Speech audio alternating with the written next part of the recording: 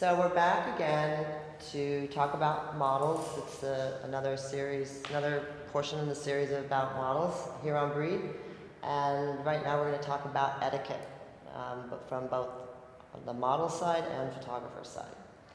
So I know that Where to start? I expect if modeling is a business just like anything else, and your business is outer beauty. So you got to show up with good skin. I don't want you showing up hungover or with a drug problem. If I'm booking you from a package that I got and you just gained 20 pounds in the last month and your agency's not aware of that, these are things that I've encountered throughout the years that are just completely unacceptable to me. So good skin, you're the right weight and height. I'm sure the agencies keep more track of them now maybe than they used to, or maybe I'm just working with more professional girls now with the agencies. Like we were at Fenton Moon the other day, and I thought that was really interesting when she said she makes her girls come in and get their paychecks because she wants to make sure that they are looking good. I think that's brilliant. Really brilliant, yeah.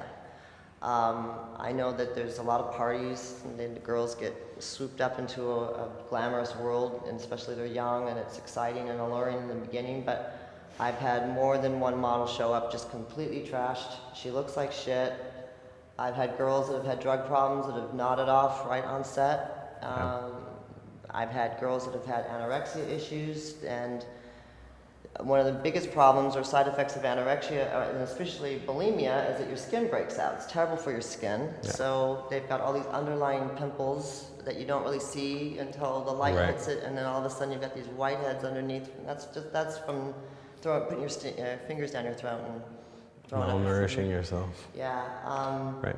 And also showing up on time, obviously. Showing up early. Why don't you show up 15 minutes early? That would make me feel better, because I hate being on set when hair's there, makeup's there, stylist is there, clothes are there, the assistants are there, the dogs are there, everybody's there, and it's a half an hour into the shoot and you're going, where's the model? Right. I have to end up calling the agency. Even a bigger scare is when it's a night shoot and it's call time is 7 p.m. and the agency's closed and I don't have the booker's cell phone number. Like, these are all things that, obviously now I get the cell phone number and I'm on the phone 10 minutes in, not half an hour in. But, these are things that I expect from models when I book a girl or a guy. Well, it's funny you mentioned cell phones, because I just relatively recently had an issue on a shoot for an editorial that we were shooting where the girl would just not put her phone down, and like every 5 minutes it was like, let's take a selfie, or like she's getting her makeup done and her hair and she's like holding her phone in every direction, and it's like, whoa, like, look dude, put your phone down, let's get the shot, your phone's still gonna be there, your 20,000 Instagram followers aren't gonna forget about you in 2 hours. And I mean, the same goes for photographers too. Like, we are expected to behave as professionals as well. And I think it's kind of a two-way street. So like, what are some of the things that you think are important for a photographer to do to exemplify professionalism? Maybe it's because I'm a woman, but when a girl is changing in between outfits, I make sure that my male assistants aren't perving on her. I make sure that there's a designated area that's private where she can change and be nude. I make sure that there's a girl helping her change into the clothing. Less the stylist is a man, but he's going to be professional. Don't berate girls. I mean, this probably goes more with working with models and getting them to emote, but I don't love everybody I work with. I don't love everyone I meet. Models are there to do a job. I'm very grateful to them because they help me execute my vision. I might not, fall in love with every single one of them, but we're only there together for 10 or 12 hours, and I make the best of the situation and try to keep it a friendly, respectful atmosphere. Even if I personally can't stand the girl. Like, I might be around her for an hour and just think, oh my God, the level of conceit is beyond, but you know what? I don't have to go home with her, and she's not going to be my friend, so it doesn't matter what I think of her personally. I'm there to do the job, she's there to do the job, let's get the job done. Right. And keep my personal opinion, outside the studio or wherever. Like, I can go home and bitch about it to my friends. I'm like, oh my God, I worked with the most conceited bitch on earth today, but she doesn't need to know that. Right, yeah, on set you have a job to do, get the job done. And you know, like I mean, I joke around with the models that I shoot with. I think it's a good way to kind of build rapport and break down the wall. But another thing that like I would recommend photographers to do would be to be very cognizant of reading their personality. You know, if it's a model that you just click with automatically, you could probably make like a snide joke or something like that to just like ease some tension. But if it's a girl that's kind of standoffish or cold, or maybe English isn't their first language, which happens a lot in this industry, they might miss that. So just be careful about like the things that you say, I think is a big one. And one thing that I value that the models that I shoot with like me, because then they go back to their agency and they're like, oh yeah, it was great shooting with him. And if it's something where you're shooting and there's going to be like nudity, just as simple as like turning around while she's taking her top off, even though you're about to see her with no clothes on, it's just kind of like a respect thing, and it helps put them at ease that your purpose in life is not to see them naked. And if that is the case, like, just stop doing photography now, because there's way cheaper ways to see hot chicks naked than photography that involve much less work. Because it's I mean, it's like the honest truth. It's ridiculous, and you're gonna give yourself a bad name. You give every other photographer a bad name, and it makes it difficult for everybody. You know, like if you're not behaving professionally, and you know, there's a gray area because photographers and models date each other. It happens.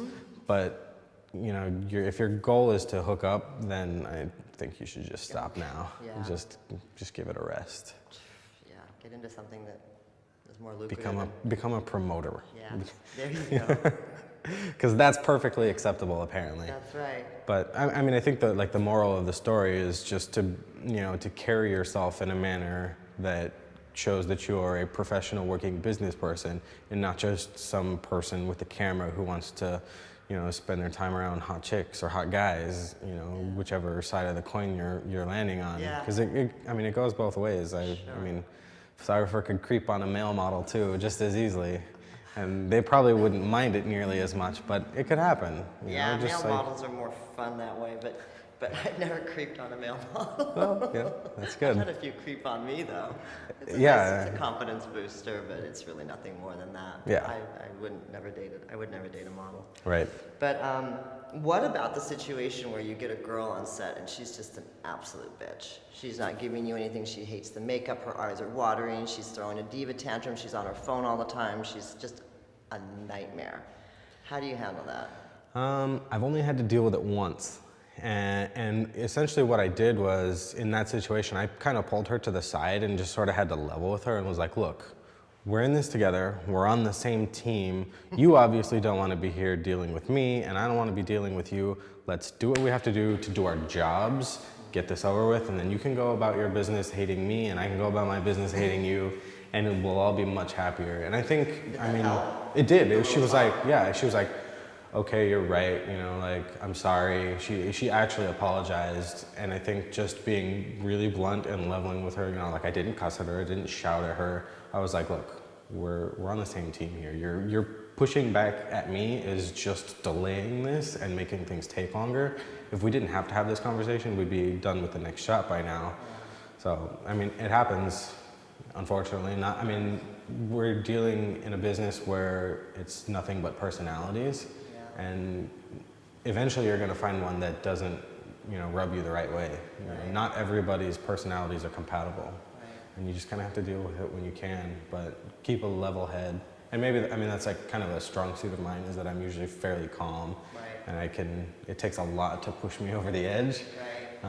But even if you have a shorter fuse, you know, if you get to that point, go outside, have a cigarette, sit down for a few minutes, do whatever you have to do to like maintain your composure and your professionalism. I think is key. Yeah, and then just have that chat. And shoot fast. Right, yeah, shoot fast. And then when their booker asks you, I think I've argued with people about this before, and I've had friends tell me, oh no, don't ever say anything. But if a booker solicits my opinion on a model, and if they were really difficult to work with, I'm not gonna lie. You know, I will say, yeah, she was a beautiful model, but she was a pain in the ass to deal with, because, you know, that you know, might factor into, you know, other people's lives, you know, like, then if one of my friends sees that I shot this chick, they're gonna be like, why the hell didn't you tell me? She was so mean, you know, like, it's just, I just don't go around trashing people. But if the opinion is solicited, I think you should be honest. I think honesty is really important in this business, and Yeah, there's you not can enough say of things it. in a diplomatic way, you know. Exactly. Call her a bunch of names. Yeah, exactly. So it was difficult to work with. Yeah. Stay tuned for some more insight on working with moms.